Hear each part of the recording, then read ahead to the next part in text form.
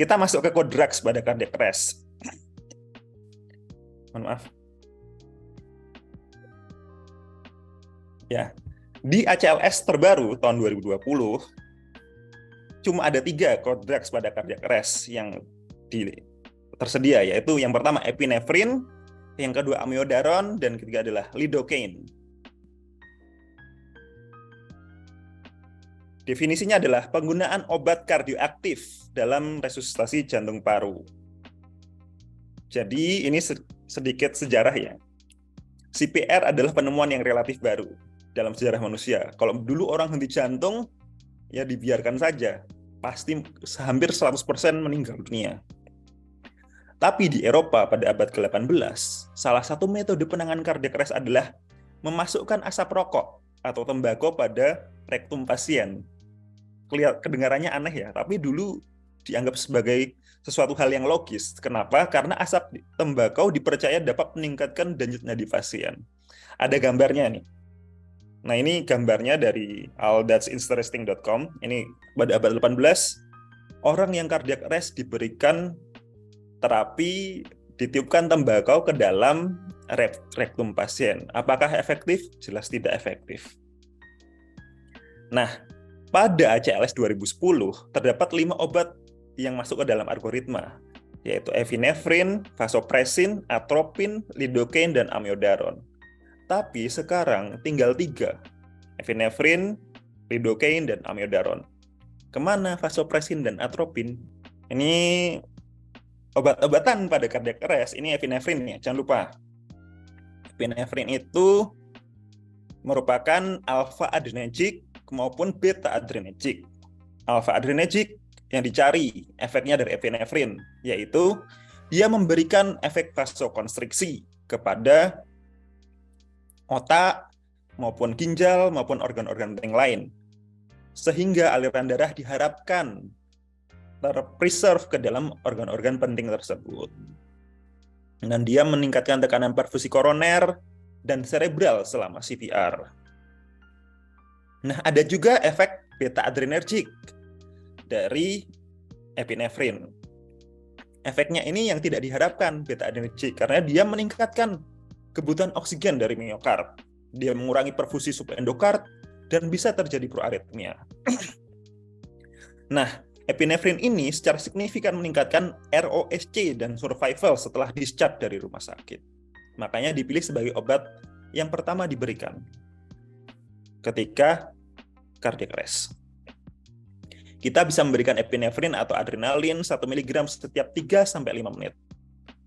Ini kenapa epinefrin dipilih? Karena epinefrin dari 16 studi observasi pada systematic review, semuanya memberikan asosiasi antara epinefrin dan ROSC untuk pasien dengan irama non-shockable. Sedikit sejarah ya. Tahun 1859 ada seorang dokter yang namanya Henry Salter. Dia mengobservasi pasien asma tiba-tiba membaik karena kaget atau antusiasme. Jadi kalau kita antusias, adrenalin kita kan muncul secara rush ya. Jadi orang asma tiba-tiba membaik karena kaget ataupun antusiasme. Jadi ini Henry Salter berpikir, ini ada suatu zat dalam tubuh yang membuat asma tiba-tiba membaik dengan efek tadi beta adrenergic ya dari epinefrin. Kemudian pada tahun 1894, G. Oliver dan S. Schaeffer menemukan bahwa ekstrak adrenal ya, jadi dia mengambil ekstrak dari adrenal, kelenjar adrenal, dia bisa meningkatkan denyut jantung dan vasokonstriksi. Dan pada tahun 1901 ditemukan zatnya oleh orang Jepang yang namanya Takamin dengan ini rumus senyawanya C9H13NO3 dan dinamakan adrenalin karena dulunya paling banyak dihasilkan oleh adrenal. Kemudian pada tahun 1960 baru mulai dipakai untuk penanganan cardiac arrest.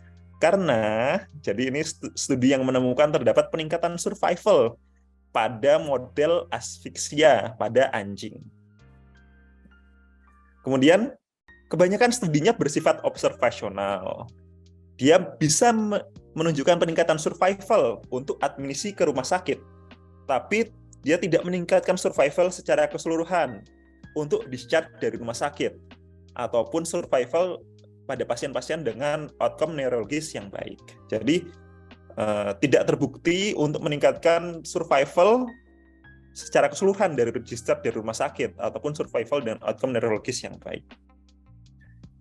Kemudian ini amiodaron yang atas ya. Kemudian lidocaine yang bawah.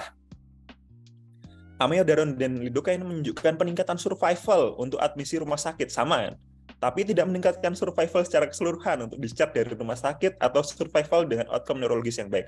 Jadi kalau misalnya sudah terjadi mati sudah terjadi severe hipoksia pada otak, risikonya tidak akan membaik walaupun sudah diberikan obat-obatan seperti epinefrin, amiodaron maupun lidocaine. Nah, ini meskipun tampak beneficial dalam survival jangka pendek, amiodaron masih belum terbukti mempengaruhi survival jangka panjang dari pasien yang telah didischarge dari rumah sakit.